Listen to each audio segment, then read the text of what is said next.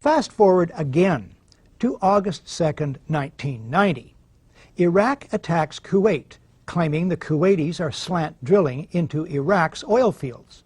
U.S. President George Herbert Walker Bush pushes for a land war against Iraq. But polls show the U.S. public is split 50-50 on that idea. Then comes this eyewitness testimony before a congressional committee from a 15-year-old Kuwaiti girl. The claim is she cannot be identified for fear of reprisals. While I was there, I saw the Iraqi soldiers come into the hospital with guns. They took the babies out of the incubators. Took the incubators and left the children to die on the cold floor. The U.S. public is outraged. The result? Support for land war zooms. It's a turning point. Desert Storm is launched. 135,000 Iraqis are killed. An estimated 1 million Iraqis, many of them children and old people, then die as a result of 10 years of sanctions. One small problem. There never were any incubator baby deaths, not one. The Canadian Broadcasting Corporation's investigative flagship program, The Fifth Estate, reveals the girl to be the Kuwaiti ambassador's daughter, given her lines and coached in acting by the giant American PR firm Hill & Knowlton. It's one phase in a $10 million joint U.S.-Kuwaiti campaign of deception. This man is lying. I myself buried 14 newborn babies that had been taken from their incubators.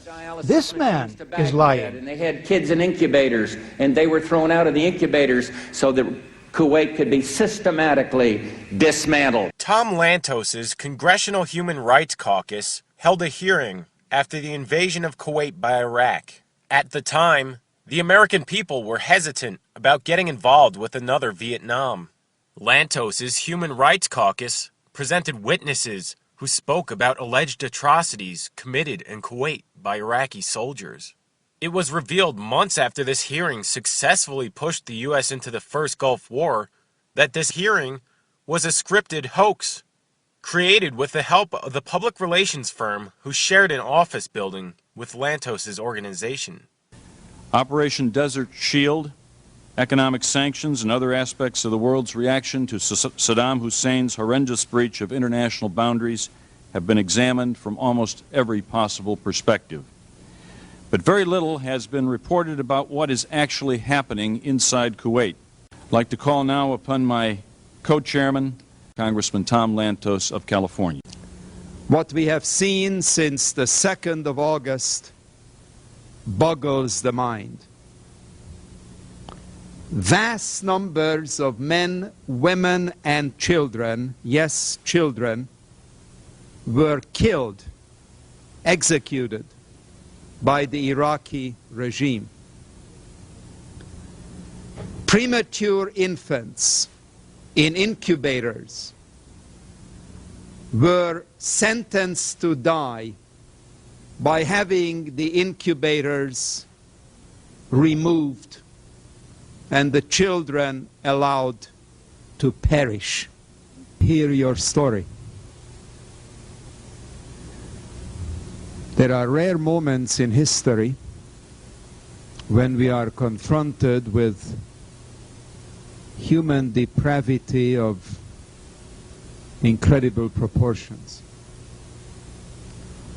We had the killing fields in Cambodia.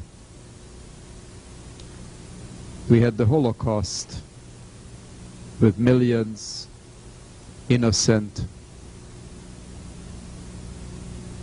killed.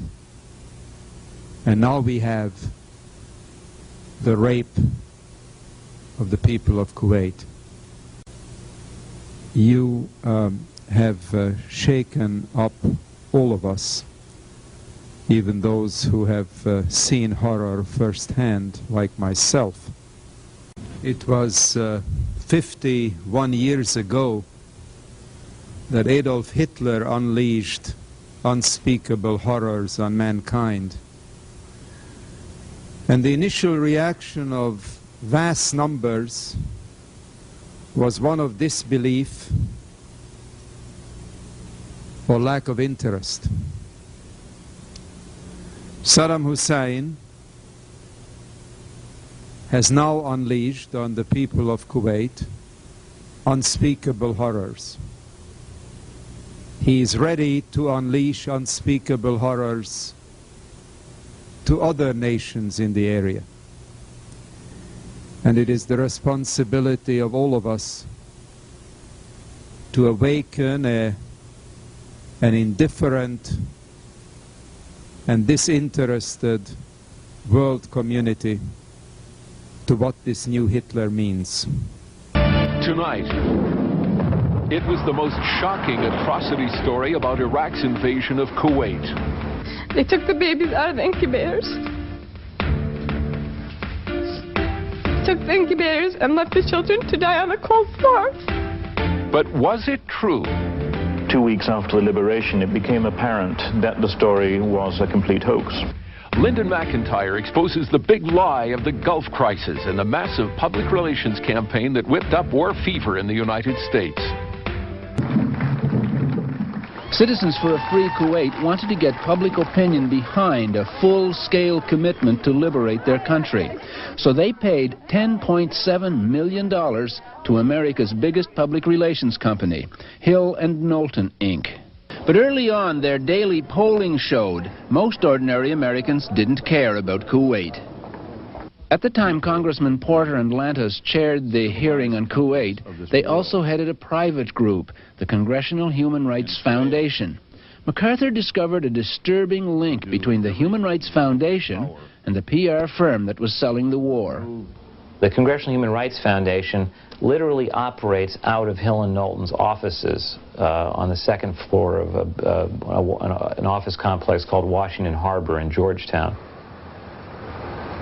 Hill & Knowlton provides a $3,000 in-kind charitable contribution to the Congressional Human Rights Foundation in the form of a rent reduction for the office space.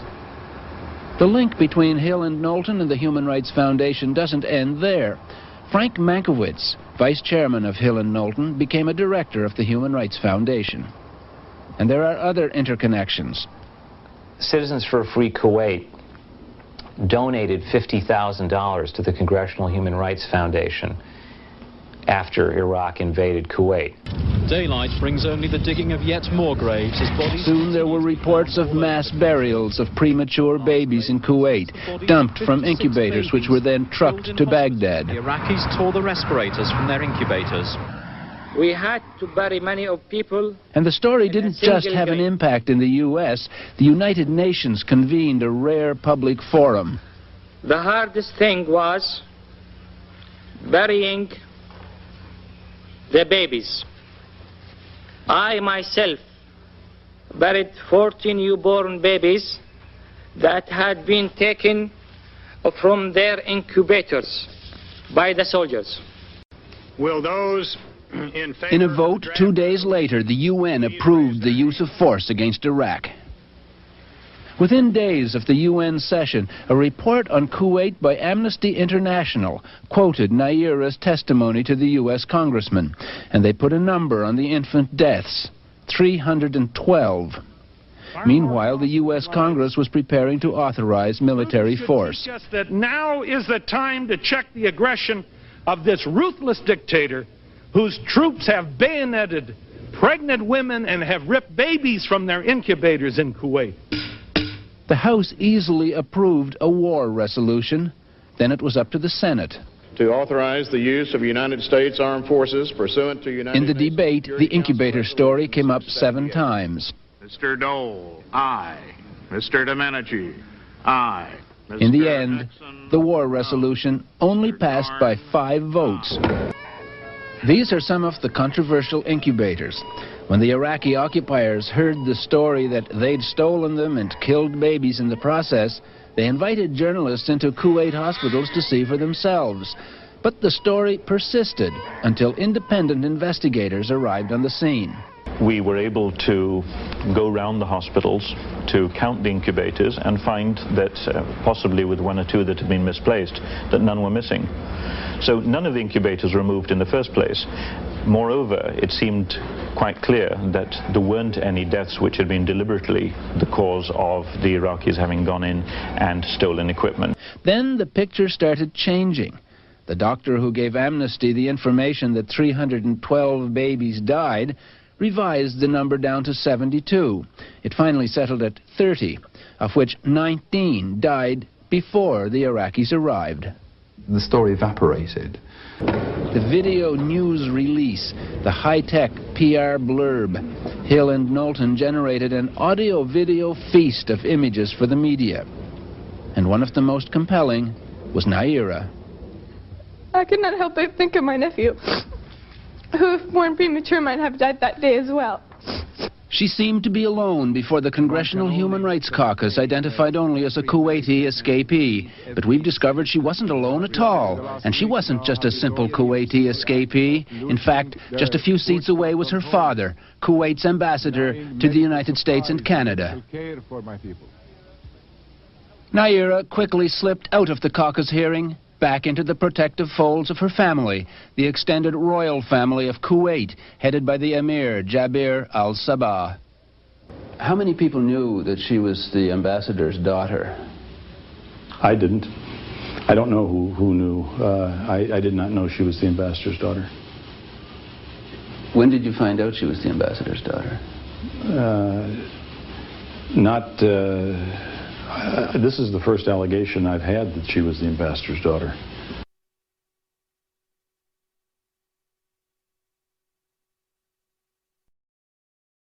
A couple of explosions, what may have been an outgoing Patriot ground-to-air